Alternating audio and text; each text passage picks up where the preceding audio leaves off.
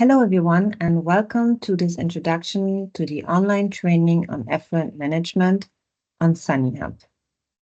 This training is an initiative as part of Octopus, the operational collaborative tool of ongoing practices in urgent sanitation that was implemented by Solidarité International. My name is Stefanie Abolassen-Thieme, and I am from UPM Umwelt-Projekt-Management, who prepared the contents for these trainings. In this video, it is my pleasure to provide you a first glance on what you can expect from these Octopus trainings, specifically the training on effluent management. These trainings are based on a needs assessment and intend to enable better understanding of important topics related to fecal sludge management, specifically in crisis situations. Thereby it does by all means not replace the professionals needed for planning and design, but rather just ensures that all stakeholders and involved actors have a basic understanding. When you check out the Sanihub website, you will find 3 trainings, one on biogas sanitation, one on effluent management, and one on biosolids and sludge management. All 3 trainings contain a variety of lessons as well as quizzes, and to make it a little bit more interactive and interesting, also videos and case studies. Today, we want to particularly talk about effluent management. The online training on effluent management has the goal to provide you an introduction to the basics of effluent management following primary treatment, as well as to providing you an overview of treatment options for effluent instead of direct release into the environment. The key topics thereby covered are different post-treatment techniques, including, amongst others, the planted gravel filter and trickling filter, as well as advanced technologies that were implemented in the last years through the Reinvented Toilet Challenge.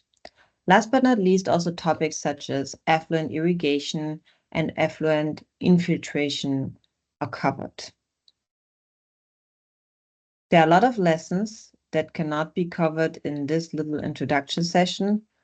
Instead, in this session, I want to talk about what is effluent management and why is it important, how to decide what type of effluent management is suitable, give you a small glance of common effluent treatment techniques, and last but not least, show you a little bit on how to combine different treatment techniques. So let's begin. Let's dive in right away and find an answer on what is effluent management and why is it important. And for that, we first have to answer, what is effluent? Now on this slide, you see specifically the first 2 steps of the sanitation value chain for on-site sanitation. First, the user interface, and secondly, the collection, storage, treatment, or also called containment. When we look at the user interface, we have different inputs that go into our toilet, most essentially feces and urine. Now, depending on user behavior, we may use toilet paper, as well as wash water, or also just use flush water to flush down the feces and urine. Now, these ingredients or input materials combined, we can define as black water. What's the difference between black water and wastewater? Well, wastewater is a general term that encompasses both black water and gray water. Gray water, compared to black water, comes from sinks, showers, or bathtubs, or washing machines, and contains a lower level of contamination than black water. So black water, on the contrary, is then characterized by higher levels of contaminants, pathogens, and bacteria, and also requires more thorough treatment before any kind of disposal, discharge, or reuse. Now here on the schemata, you can see the black water then goes into some kind of first containment. Here on this picture, it is a so-called septic tank. Now in a septic tank, the black water somehow separates liquid and more solids. The more solids, also called sludge, will settle at the bottom of the tank, while the liquid will pass into the next chamber and eventually leave the system. The sludge will remain in the system until desludging is done either manually or mechanically. Desludging means a truck comes and pumps out and removes the sludge to carry it to a fecal sludge treatment plant. Now, what leaves the septic tank is then called effluent. So what is effluent? Effluent is a general term for the liquid that leaves the technology, typically after black water or fecal sludge has undergone solid separation or some type of treatment. And in this relation, what is effluent management? Well, effluent management refers to the systematic process of handling, treating, and disposing of effluent or wastewater produced by domestic, industrial, and agriculture activities. The final goal of the effluent is to either reuse it, infiltrate it into the soil, or discharge it into the environment. And to do this in a safe manner,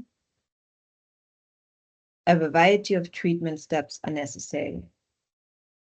These can be divided into primary treatment. Primary treatment, as was shown in the previous slide, the septic tank, is aimed at removing large particles and materials that can be easily filtered. So in addition to a septic tank, there could be screening involved or grid removal or any kind of skimming.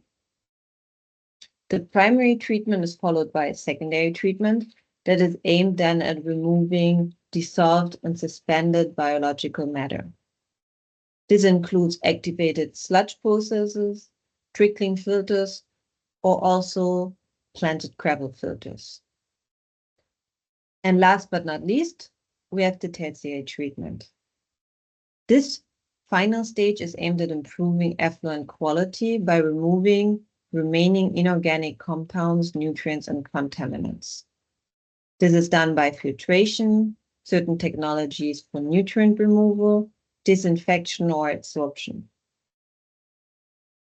Now, not always it is necessary to have primary, secondary, and tertiary treatment. This depends firstly on your effluent quality to begin with that you need to treat, and it also depends on your treatment goals. But nonetheless, effluent management is essential to ensure environmental health as well as public health. If you use the effluent directly after a septic tank, it may contain still a high amount of pathogens that can cause, if getting in contact with humans, any type of diseases. And if you just discharge it directly into the soil, depending on your soil, it may contaminate your groundwater. And the third big aspect about why effluent management is important is resource recovery. Effluent is in the basis still water, and we always need water. So to treat effluent properly means to recover water that it can be used for at least agricultural purposes. To emphasize the aspects on environmental and public health, you can see here in this schemata the effluent quality after primary treatment. Now here we had as options the primary treatment of the anaerobic bubbled reactor, an anaerobic settler and filter, and the biogas digester. The values that were taken or measured are from systems that are installed in the refugee camp in Cox's Bazar, Bangladesh. The measurements included the total suspended solids, meaning particles and water that are larger than 2 microns, including sediment and algae. Then the chemical oxygen demand, what describes the amount of oxygen required to chemically oxidize organic and inorganic compounds in water. And the biochemical oxygen demand, what describes the amount of dissolved oxygen needed by aerobic biological organisms to break down organic material in water. Now we can see that the quality of the effluent after this primary treatment is highly variable depending on the primary treatment. The highest levels of TSS, COD, and BOD can be observed for the effluent from the biogas digester. When we compare now these values with quality values that are defined in the WASH cluster recommendation and the Bangladesh discharging standards, we see that for all 3 primary treatments, the values of these 3 biochemical values is much, much higher than the requirement, implying that secondary and tertiary effluent management is required to prevent the release of this only partially treated wastewater into rivers, lakes, and oceans, and thereby protecting the aquatic ecosystems and preserving biodiversity. But how to decide what type of effluent management is suitable? Well, we can differentiate between 3 essential options. We have safe reuse, safe infiltration, and safe discharge. Important is always the aspect of safety. Now, the most preferred option is the safe reuse, to make use of the effluent and use the water, again, for agriculture or landscape irrigation, for industrial process, or even for potable water. Now, if there is no treatment system that can fulfill the requirements that we can aim for safe reuse, or we don't have any interest of reuse, like we don't have an option to reuse the effluent, then maybe safe infiltration is an alternative.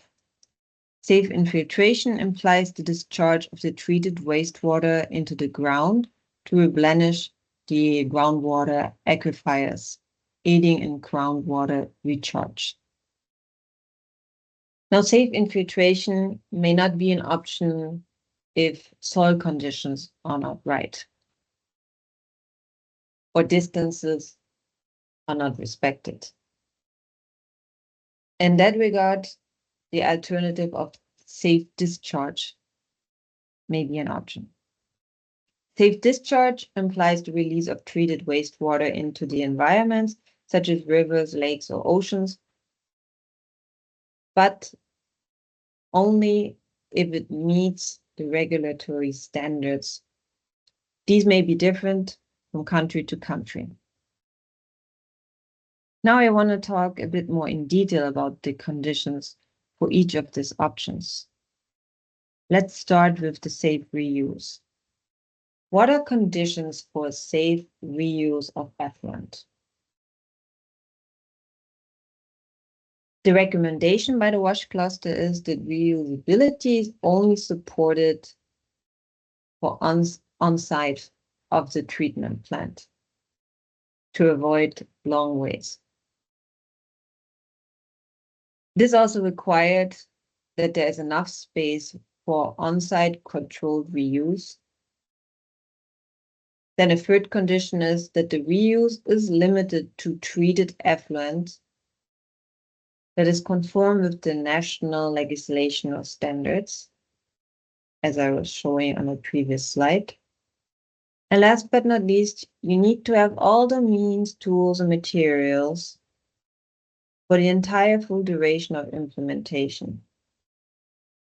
That means you also have to guarantee that you continuously can provide this high quality of effluent that can be reused. That your space is sufficient also for long term, because you could have so much, for example, for irrigation, if you produce so much effluent that cannot be handled by a small space, so you require a larger space. So you need to keep these aspects in mind, and only in that case the safe reuse is an option. If you don't have the space and can not facilitate reuse on site, maybe safe infiltration is the more preferable alternative. When it comes to infiltration, you have to particularly look at the groundwater level. The groundwater level has to be at least 1.5 meters deeper than the bottom of your infiltration trench. Additionally, also the closest water source should be more than 30 meters away from the infiltration point. And most essentially, to make sure that the area is suitable for infiltration, you should do an infiltration test to ensure that your soil has the right filtration capacity in that sense. In the training models, you find a direct guide or step-by-step guidance on how to carry out infiltration tests. Now, the fourth aspect important for infiltration is that the proper separation of solids and liquids before infiltration for sustainable long-term operations. That means you don't want high amounts of suspended solids or still sludge in your effluent when trying to infiltrate it. So that means you still have to do probably at least primary and secondary treatment before you can go ahead with infiltration. Now, if infiltration is not an option and consideration, especially in the aspects of groundwater, distance to water source, and soil conditions, then you may go with safe discharge. Also here, it is important that you have all the means and materials available for the full duration of implementation, and you have to essentially monitor your discharge. Ideally, you have a simple field lab, or you have a professional field lab, a professional lab that will monitor different parameters. Here at the bottom, you see different parameters that should be monitored. You have the pH. Thereby, you should consider the pH of your water as well as of your soil. Then you have the E. coli, the helmet X, total suspended solids, the chemical oxygen demand, and total nitrogen. These values are the recommendation by the WASH cluster. Now, you should also consult your national or local regulations or standards that are available, because these values may differ from the recommendations that are included in this presentation.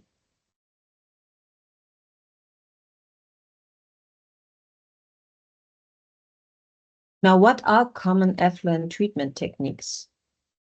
And here I will really just give you a small glance on what is covered in the training in more detail.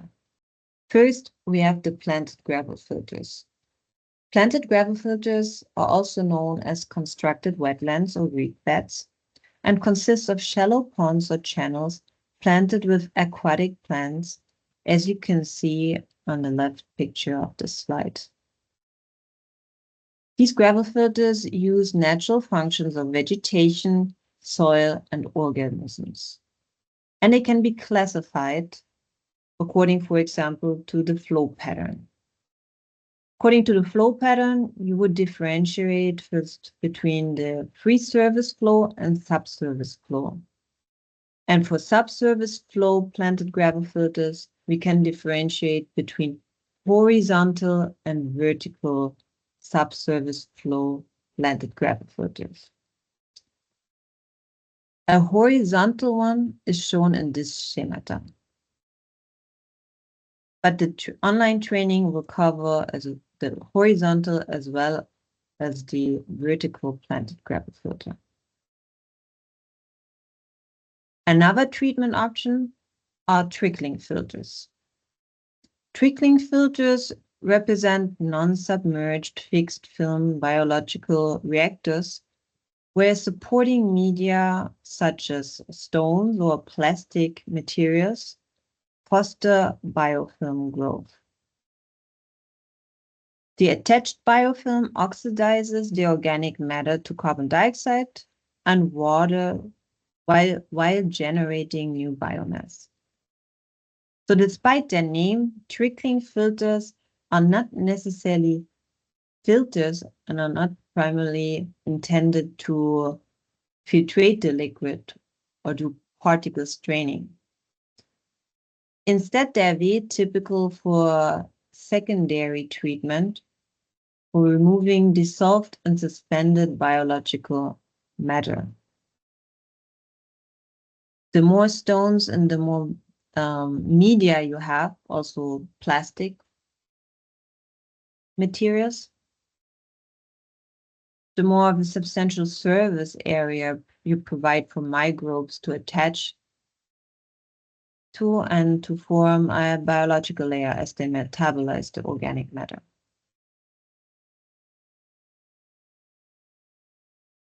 A third treatment options are sand filters. Now, when it comes to effluent or wastewater treatment, the most common one is the intermittent slow sand filter.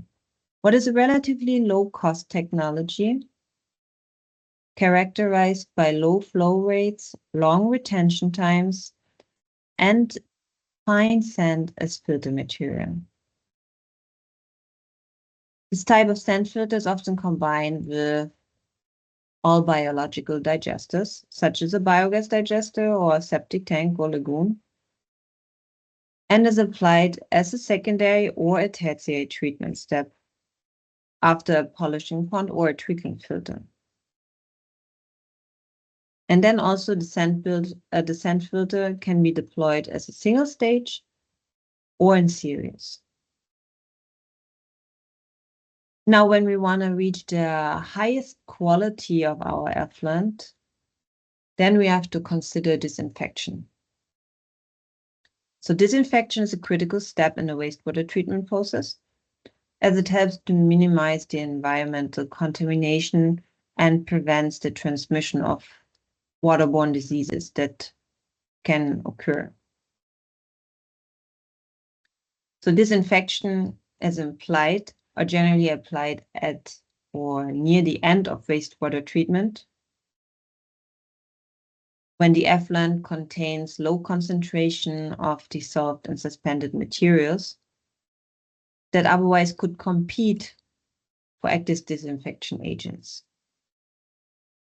So the need of disinfection is not always given, but should be evaluated on a case-by-case basis. So you should be sure that it is needed, that it has beneficial use. Otherwise, it may not be required.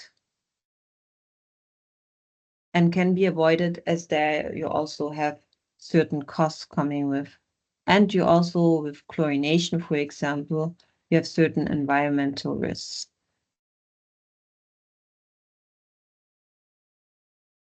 Now, how to combine these treatment techniques into a process?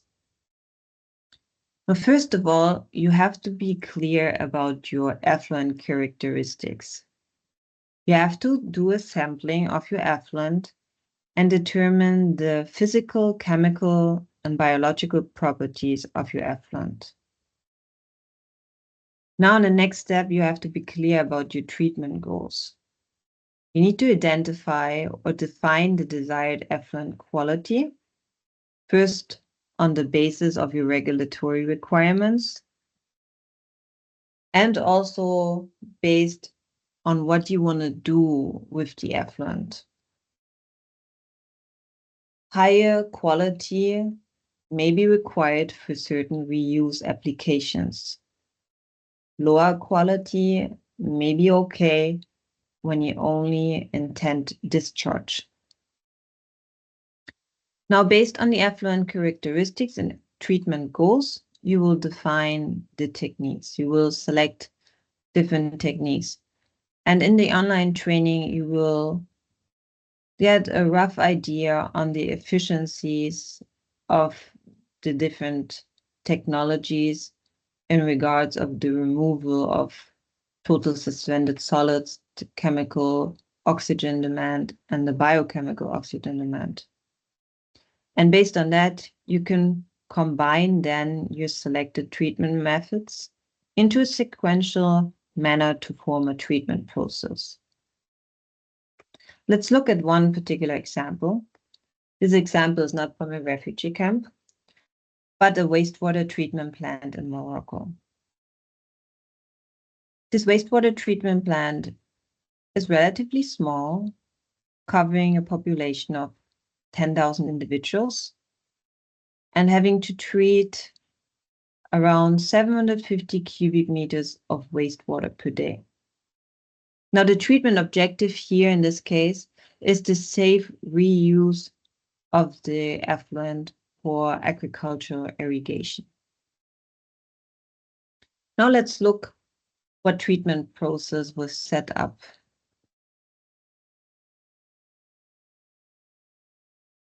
We have first the wastewater that flows into the anaerobic settler. From there, the effluent goes into the trickling filter. And last but not least, it passes through a slow sand filter. After this, the treated effluent has a high enough quality to be used for irrigation in the agricultural context. Now here we have the values that we also looked at previously, the total suspended solids, the chemical oxygen demand, and the biochemical oxygen demand. We see in origin, the wastewater has relatively high values for these different parameters. And with each treatment step, these values are being reduced. After the slow sand filter, we reach total suspended solids of 2.3 milligrams per liter, a chemical oxygen demand of 42.5 milligrams per liter, and biochemical oxygen demand of 4.5 milligrams per liter. Now, if you remember the guidelines for effluent quality that I presented, then you remember that they are far, far below of these standards that were set and are very much safe for reuse. This is one small example that you will discover in more detail in the online training, as well as many other examples. So I very much encourage you to explore the online training. And I hope this was a first glance that made you curious and excited to learn more. As for wastewater, I want you to think of it as a resource. Let's turn our effluent effluent. This is what I want to give you on your way. And thank you very much for following this session. If you have any feedback, may it be questions, comments, or improvement suggestions, then please use the shown email address and contact us. Thank you and have fun with the training.